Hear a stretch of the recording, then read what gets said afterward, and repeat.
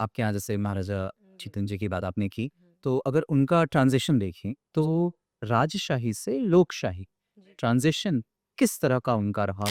जो हमने कहा कि हमने अपनी ट्रेज़री जी। First step was that.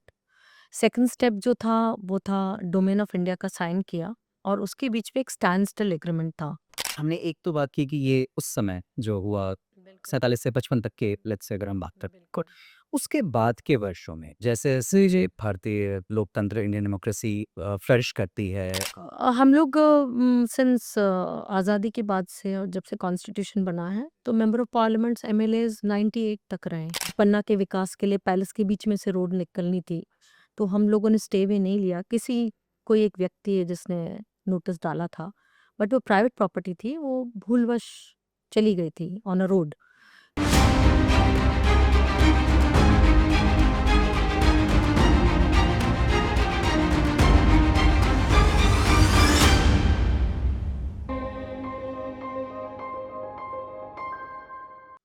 नमस्कार, द फर्स्ट विटनेस के पॉडकास्ट में आपका स्वागत है। मेरा नाम है रजत मिश्रा और आज हमारे साथ जो एक शख्सियत हैं, वो अपने आप में एक इतिहास को कैरी कर कर आती हैं। हमारे साथ आज हैं पन्ना रियासत की महारानी जीतेश्वरी देवी जी। नमस्कार, आपका स्वागत है। जी, जी। पन्ना रियासत और यहाँ का राजघराना अपने आप में एक इतिहास को समेटे हुए है। ये भगवान रामचंद्र के बेटे लव इनकी एंसेस्ट्री से आते हैं और इसमें महाराजा छत्रसाल जैसे महानायक भी हुए हैं। आज के समय में अगर हम बात करते हैं तो ये गहर वाली छत्रसाली बुंदेलाज हैं।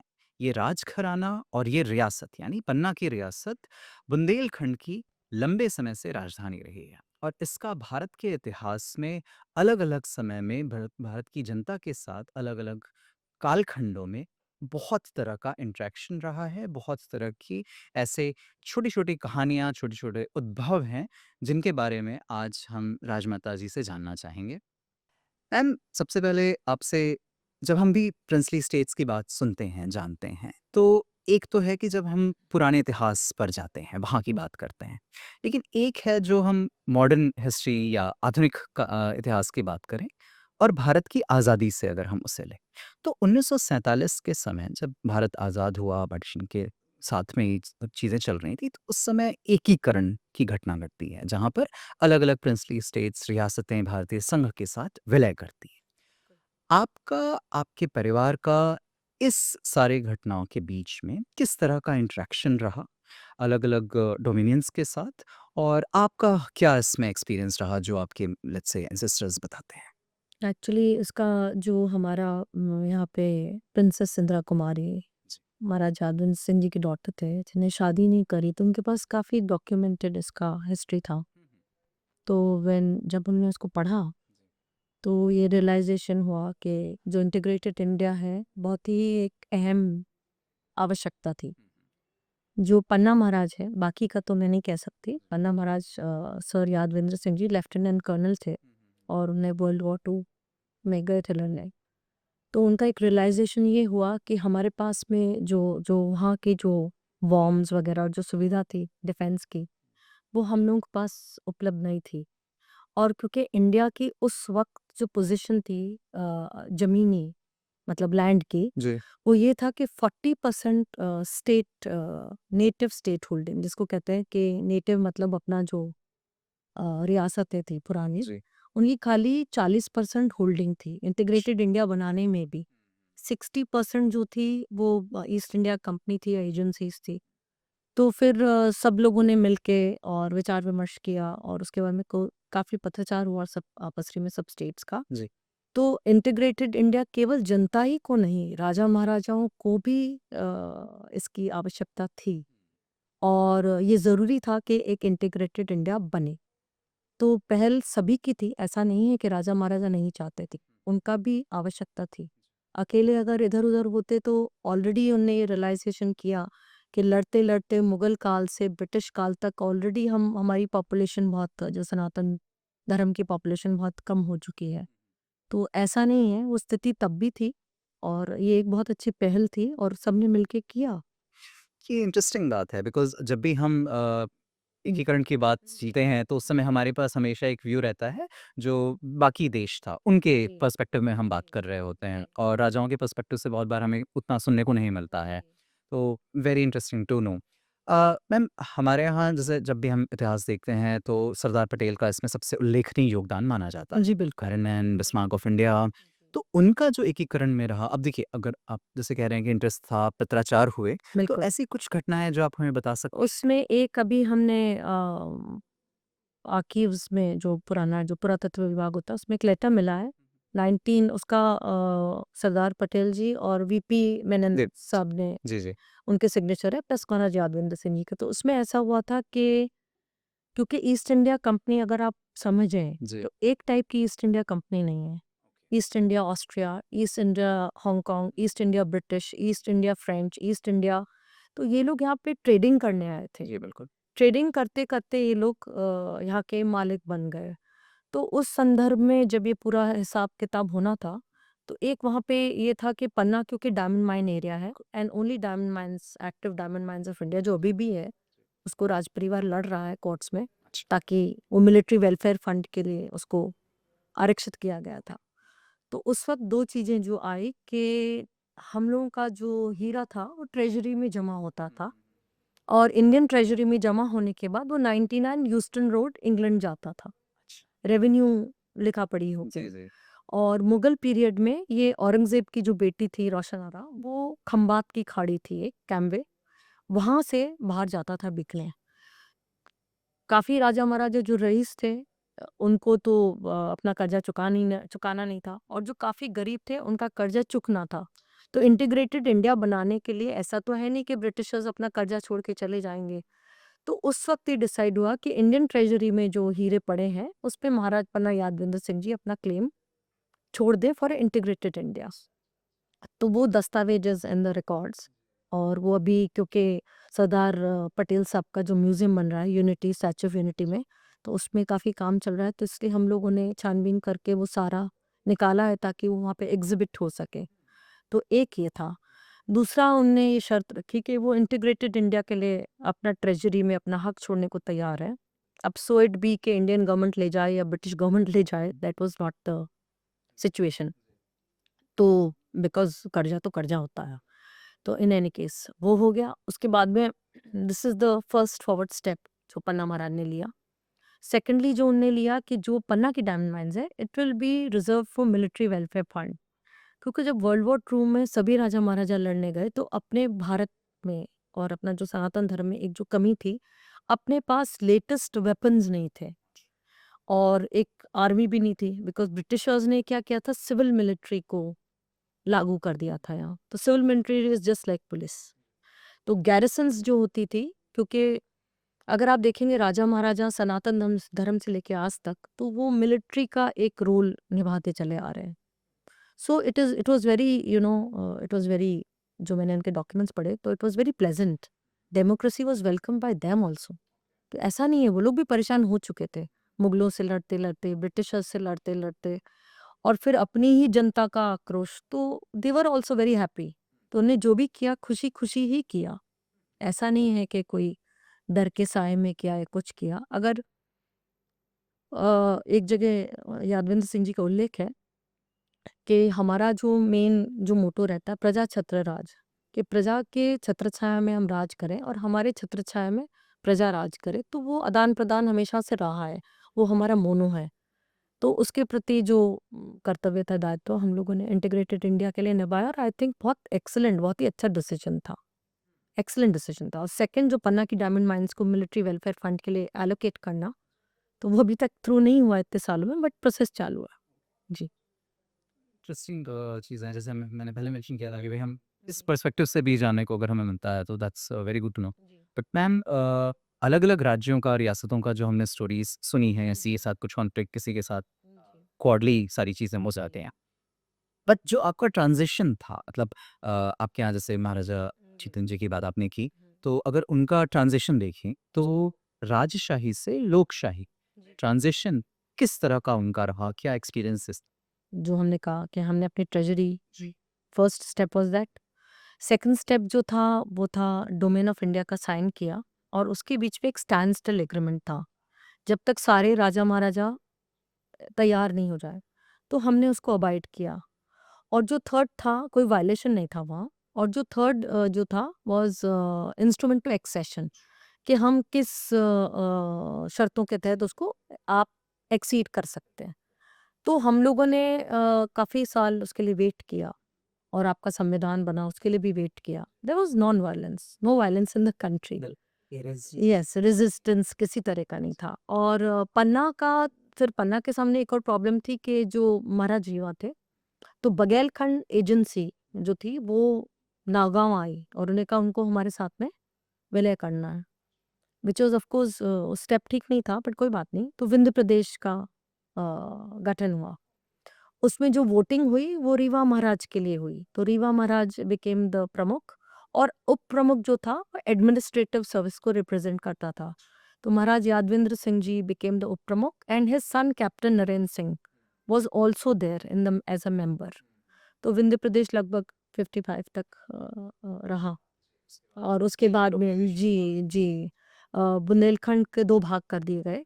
एंड आई डोंट थिंक नहीं करने चाहिए थे, बिकॉज़ बहुत स्मॉल स्टेट था, but because of the diamond mines controversy तो शायद हो गया।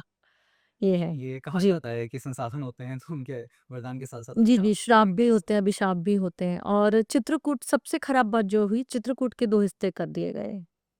वो हमारा सबसे बड़ा तीरथ था, जो बहुत ही शायद दुखद है, क्योंकि चित्रकूट के 2 हिस्से होना मतलब इट्स नॉट गुड। आधा एमपी, आधा UP, so that was quite terrible. जी। जी, क्योंकि वहाँ की बड़ी परिक्रमा, छोटी परिक्रमा महाराज छत्रसाल और महाराजा मान सिंह जी की बनाई गई थी। तो परिक्रमा का एक अपना एक वो बाउंड्री होती है। ये तो जो जी। आध्यात्मिक रूप से और धार्मिक रूप से भी आपका हमेशा से कनेक्ट वहाँ पर रहा था, इससे लेकर बिल्कुल। उनके में तो जी, जी, वो तो आज तक आप हर 10 किलोमीटर में आप एमपी-यूपी क्रॉस कर रहे हैं। That was the situation. जी। ओके। हुँ। अब क्या है स्टेट ऑर्गेनाइजेशन के में सबके बहुत सारे जी, वीएस होते हैं, डेफ़िनिटली अच्छा बुरा जो जी। मैं हमने एक तो बात की कि ये उस समय जो हुआ बिल्कुल, 47 से 55 तक के लेट्स से अगर हम बात करें बिल्कुल। उसके बाद के वर्षों में जैसे-जैसे ये भारतीय लोकतंत्र इंडियन डेमोक्रेसी फ्लरिश करती है, प्राइम मिनिस्टर्स हैं, अलग-अलग मिनिस्टर्स आते हैं, जी। सीएम्स आते हैं, उस ड्यूरेशन में पार्लियामेंट्री डेमोक्रेसी में किस तरह का आपका हम लोग सिंस आज़ादी के बाद से, और जब से कॉन्स्टिट्यूशन बना है, तो मेंबर ऑफ पार्लियामेंट्स एमएलएज़ 98 तक रहे हैं। अच्छा, जी, लगातार। तो फैमिली का कोई ना कोई मेंबर रहा है। तो हमेशा इलेक्टोरल डेमोक्रेसी जी, जी। बिल्कुल, बिल्कुल, डेफ़िनिटली यू हैव टू। अगर आप कॉन्स्टिट्यूशन को एक्सेप्ट करते हैं, तो वो तो संविधान का एक हिस्सा है और हमको एक्सेप्ट करना चाहिए, और हम लोगों ने आई थिंक सभी राजा-महाराजा ने, खाली पढ़ना नहीं, ग्रेसफुली उसको एक्सेप्ट किया है, उसको धारण किया है। जी। जी। मैम इन सब के बीच में किसी तरह की चुनौतियाँ जो चाहे इमोशनली हो, जैसे आपने एक बताया चित्रकूट का, जी। जो एक वैलिड कंसर्न हो सकता है आपका। जी। कोई और मे बी आर्थिक, मे बी कोई सामाजिक या राजनीतिक तौर पे या कैसी भी कोई चुनौती? सबसे बड़ी चुनौती जो है वो पन्ना डायमंड माइन्स, जो 80 स्क्वायर माइल्स में है, वो अभी तक व्यवस्थित नहीं हो पाई है, और वो मिलिट्री वेलफेयर फंड को नहीं जा रही है। हालाँकि जो पहले रक्षा मंत्री थे निर्मला जी, उन्होंने भी उसमें पहल करी, राजनाथ सिंह जी भी उसमें पहल कर रहे हैं। तो वो एक लेजिस्लेशन का मामला है, क्योंकि वो it is going to be a global tender, तो वो काफ़ी बड़ी संख्या में उसका मिसयूज़ हो रहा है। तो बिकॉज़ ऑफ बॉर्डर हमारा यूपी से लगता है, तो उसको व्यवस्थित करने के लिए हम लोग लड़ाई लड़ रहे हैं वेरियस कोर्ट्स में, और चिट्ठियाँ भी लिखते हैं सब जगह, जो संभव है कर रहे हैं। एक ईओडब्ल्यू में, इकोनॉमिक ऑफेंस विंग में भी कंप्लेंट है pending. So we are trying कि मिलिट्री को, क्योंकि मिलिट्री को वो लगभग 1 लाख करोड़ का ऑक्शन होगा, शायद उससे ऊपर हो सकता है। तो वो मिलिट्री वेलफेयर फंड में जाएगा, तो देश को जो आजकल जैसे कहते हैं 5 नहीं 7, यू नो 7 टाइप का weapons we can buy and you can do so many things with that, तो वो हम लड़ रहे हैं। उसमें ये रहता है कि प्रशासन, हो सकता है कि लोकल प्रशासन आपके खिलाफ हो जाए, तो that is a natural thing, you should take it in your. Ma'am इतनी बड़ी प्रॉपर्टी और इतने बड़े कॉम्पिस से जी। इतना बात पहुँची है जो बहुत सारी चीज़ें जी, अब जी, पीछे जी, होती। जी। इसी प्रॉपर्टी डिस्प्यूट से रिलेटेड अगर मैं एक चीज़ जानना चाहूँ, बिल्कुल, आज के समय में बिल्कुल। सैफ अली खान का, नवाब पटौदी की जी, रियासत जी, का उनकी बात चल रही है काफ़ी कि उनकी प्रॉपर्टीज़ के साथ कुछ डिस्प्यूट्स आ रहे हैं, जी, कई रखे थे। जी। इस पर ऐसा कुछ आपका क्या कमेंट है? सैफ अली खान साहब का जो है तो क्योंकि हम लोगों को जब हम लोग अलग हुए मध्य प्रदेश जब रीऑर्गेनाइज स्टेट मध्य प्रदेश में गए तो एक मध्य प्रदेश रूलर्स एसोसिएशन बनी थी तब भोपाल बेगम साहब वॉज अलाइव तो उसके भी काफ़ी 8-9 हज़ार डॉक्यूमेंट्स हमारे पास हैं because Panna was heading it Madhya Pradesh के अंदर तो as lieutenant of ROS company जिसमें 500 कुछ राजा महाराजा आते हैं और श्री जी दांगदरा उसके हेड थे तो बड़ौदा फतेह सिंह जी गायकवाड़ के बाद में तो वो डॉक्यूमेंट्स हमने देखे हैं तो उसमें जो इवन मुस्लिम लॉ के हिसाब से होता है या अन्यथा अगर होता है तो एक सिस्टर ने शी वेंट टू पाकिस्तान तो उनकी प्रॉपर्टी आप कन्फेस्टिकेट कर सकते हैं as enemy property but Saif Ali Khan की फादर या सैफ अली खान की नानी नानी या उनकी एक मासी उन लोगों ने पलायन नहीं किया था वो भारत में। हाँ तो 1/3 शेयर जा सकता है but complete can not be enemy territory yes जी जी हाँ, ये एक मतलब लीगल पहलू है जो इस जी लीगल पहलू अगर आप ईमानदारी से पूछें तो यही है जी जी। अ, एक चीज़ और जैसे आर्थिक तौर पे हमने बात की बाकी इसमें हम थोड़ा-सा अध्यात्म की भी बात की लेकिन सांस्कृतिक जो धरोहर होती है, जी ऐतिहासिक और सांस्कृतिक धरोहर क्योंकि आपकी जो आपका राजघराना है वो भगवान रामचंद्र के टाइम से लव से उनसे अनब्रेकेबल चला आ रहा है। बिल्कुल ना किसी तरह का कोई कुछ नहीं। अडॉप्टेशन नहीं कुछ नहीं जी ऐसे सिचुएशन में ये ऐतिहासिक और धार्मिक जो ओवरऑल अब तक रहा है, राइट? इसको कैसे प्रिज़र्व किया गया लोकतंत्र आने पर या फिर क्या उसके लिए कुछ एफर्ट डाले गए आपकी तरफ से? देखिए मेरे हिसाब से जो इंग्लिश में एक वर्ड है और हिंदी में है शेयरिंग इज केयरिंग तो पन्ना राज परिवार ने हमेशा अपना सब कुछ लोगों के साथ शेयर किया है जैसे अभी पन्ना के विकास के लिए पैलेस के बीच में से रोड निकलनी थी तो हम लोगों ने स्टे वे नहीं लिया किसी कोई एक व्यक्ति है जिसने नोटिस डाला था बट वो प्राइवेट प्रॉपर्टी थी वो भूलवश चली गई थी ऑन अ रोड तो my son very nicely said कि माँ पन्ना के विकास से तो राज परिवार का नाम पहले होता है तो वी ग्लैडली हमारा 2 शॉप्स था काफ़ी 3-4 करोड़ का नुकसान भी हुआ बट वो रोड हमने अलाउ किया बिकॉज़ वो स्वामी जी की रथ यात्रा के लिए है।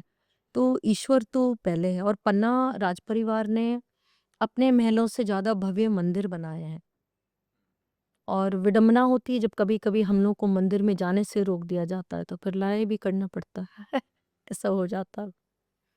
तो मतलब वही जो सांस्कृतिक और ऐतिहासिक धरोहरें हैं, उनको प्रिज़र्व करने के लिए एटलीस्ट पन्ना रियासत देखिए का यहाँ पे जो पुराने जो जो जितने भी गुरु रहे हैं या जितने भी ऋषि मुनि रहे हैं तो उनका एक कहना था जैसा खाओ अन्न वैसा हो मन। तो साधु संतों के लिए भी अनिवार्य था कि आपके पास जो दान आ रहा है या आपका जीवन यापन के लिए जो पैसा आ रहा है वो कैसे आ रहा है। तो धर्म की नींव सदा हरी रहती है और वो ईमानदारी तो वर्षों वर्ष चलती है और हम लोग को ऐसी कोई चिंता नहीं रहती है। हमारे पूर्वजों ने भूस की रोटी खाई, जंगलों में घूमे, तो संघर्ष तो हम लोग करते ही आ रहे हैं, आज भी कर रहे हैं। संघर्ष से कोई वो परहेज़ नहीं है यहाँ। मैं फ्यूचर भविष्य आप कैसा देखती हैं रियासतों का? भविष्य खाली रियासतों का तो ख़ैर है ही है इन जनरल और जितनी जल्दी राजपरिवार लोग समझ जाएँ और जितनी जल्दी ये देश समझ जाए, आज़ादी से लेके आज तक जो इंडिया था वो डेमोक्रेटिक सोशलिस्ट इंडिया था, ठीक है? आज जो इंडिया है वो डेमोक्रेटिक कैपिटलिस्ट इंडिया है। तो हम कहीं न कहीं ग्रिप नहीं कर पा रहे हैं। हम अभी भी डेमोक्रेटिक, सोशलिस्ट, नेशनलिस्ट इंडिया की बात कर रहे हैं, जबकि इंडिया ऑलरेडी नरसिम्हा राव के टाइम से लेके अभी मोदी जी के टाइम में तो और ज़्यादा तेज़ी से कैपिटलिस्ट कंट्री हो गया है। तो खाली राजपरिवार नहीं, हर व्यक्ति को ये समझना पड़ेगा that now it is a democratic but a capitalist India. Ma'am बहुत-बहुत धन्यवाद थैंक यू आपका। So much. आपने इतनी डिटेल में जैसा मैंने शुरू में ही कहा था कि पूरा इतिहास हमारे साथ बैठा है तो जी, जी। उसकी बात की और मोस्ट इम्पोर्टेंटली भविष्य पे भी बहुत अच्छे से गौर किया गया। जी, तो अगर आप कैपिटलिज़्म नहीं अपनाएँगे, खाली राज परिवार नहीं, हर व्यक्ति, तो प्रॉब्लम्स आएगी। तो आप सोचेंगे अगर आप पलायन करके इसको जीत सकते हैं, तो this is all over the world, खाली इंडिया में नहीं। तो we have to learn the way of capitalism, a democratic capitalist India. Thank you so much ma'am. Welcome. जैसा आपने देखा हमारे साथ चर्चा कर रहे थे पन्ना की राजमाता जीतेश्वरी देवी जी के साथ। जब भी हम पन्ना की बात करते हैं हीरा हमारे दिमाग में सदा आता है, बट अब उम्मीद करते हैं कि आपको पन्ना की रियासत भी ज़रूर ध्यान आएगी। नमस्कार।